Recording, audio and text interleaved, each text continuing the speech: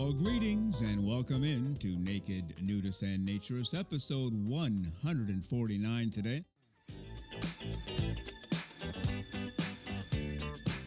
And here she is, the one of a kind, the one and only, the completely clothes-free and fully smiling, our naturism correspondent, Lisa Monroe. Good morning, Lisa. How are you today?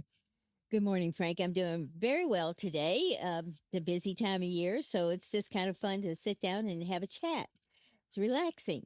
Well, I'm not sure what's so busy. It's December 13th, 12 days before Christmas. What could possibly be busy in your life right now? No, not much, just a few thousand million things to do on top of work. Now, it's sort of like, oh, well, as if I didn't have enough to do. Are you going to take any time off at all, or are you going to do your regular 8 days a week schedule? I'm probably just going to do the 8 days a week schedule because there's just so much to do right now. But I will try to breathe a little bit on Christmas Eve and Christmas Day. Naturism is a lot of different things. You can be 24/7, you can be totally committed and immersed in it, or you can be a naturist just at home and not outside, or maybe only occasionally. You may still have that feeling when you're at the beach and you haven't been naked in, 3 months.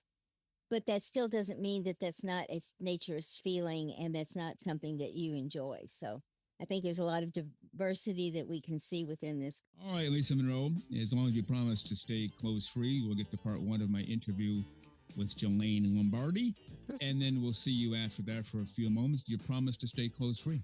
I'm definitely going to stay clothes-free and go get more coffee. All right, see you in a little bit. Bye.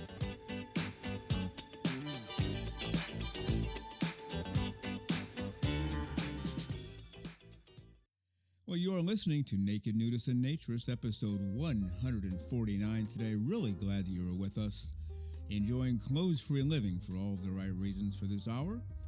And now let's get to part one of my interview with Jelaine Lombardi. She wrote the book Running Around Naked, all about her time spent growing up in a nudist resort from ages 7 to 18 before moving on.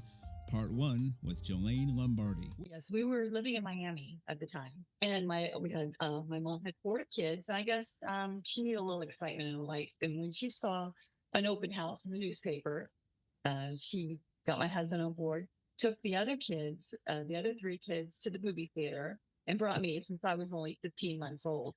I keep a secret, and we went to check out and see what it was all about, and that was it. I mean, they fell for it. Once they got in the pool, they loved it. They met a gentleman there named Paul, and he belonged to Coral Lakes, which was in Dania, Florida at the time. They started going there. Before you know it, they were like social directors, and they really immersed in the philosophy of it all. But 20, 30 years ago, I'd make a joke and it would break up the room, like the funniest thing they ever heard. I'll tell the same joke now, and I'll get looks like, what did you just say? Why would you say that? And it's really nothing offensive. I never go down that road to tick people off or offend people. But it's just people have changed so much. What used to be funny is now, why are you even bothering talking? So I don't know where we are with that, but when you were a kid and I was a kid, life just seemed to be more fun, for lack of a better term. You agree? Yeah. I think so. Yeah.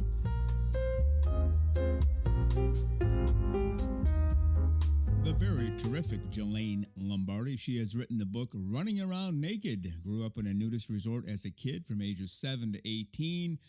Left for college, had to have clothes on there, and never returned to the naturism life, but is still nude on occasion and still enjoys being so at various places, including her home and resorts and beaches, etc.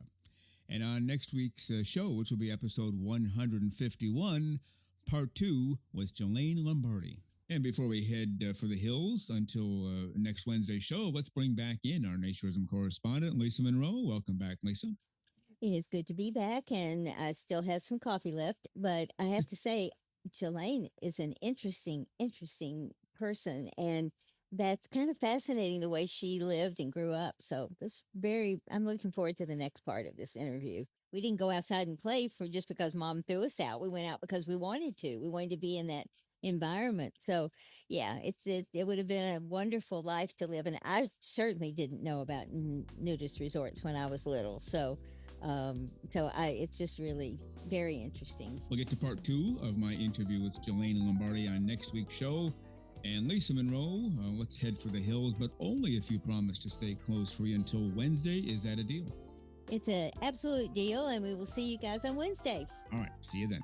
Well, you've been listening to Naked, Nudists, and Naturists, episode 149 today. We give you a brand new show every Saturday morning, 6 o'clock a.m. Eastern Time, and on most Wednesdays, 12 noon Eastern Time. Continue to join us. Check us out on our website, nakednudistandnaturist.com, Spotify, Google, Amazon/Audible, Apple Podcasts, and also on Twitter. You can write us anywhere, anytime, any place. And we thank you for being with us today. Plan to join us for every single one of our shows here and have your clothes off when you're listening. We have our clothes off when we're broadcasting, enjoying the naturist life. We celebrate clothes-free living for all. Remember to enjoy being naked and join us again for Naked, Nudist, and Naturist.